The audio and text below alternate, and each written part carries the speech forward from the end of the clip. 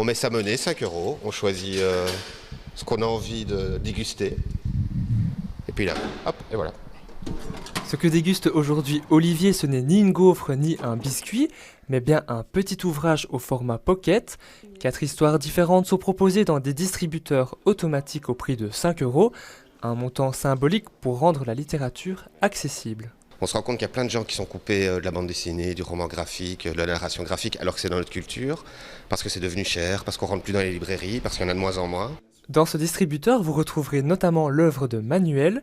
Grâce à ce projet, il souhaite donner plus de visibilité à ses créations.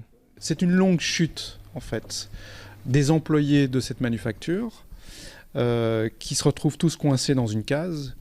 Et à côté de ça, un personnage, lui, qui se retrouve seul. Tout d'un coup, ce travail pouvait se déployer dans une rencontre avec les lecteurs de manière peut-être un peu plus évidente.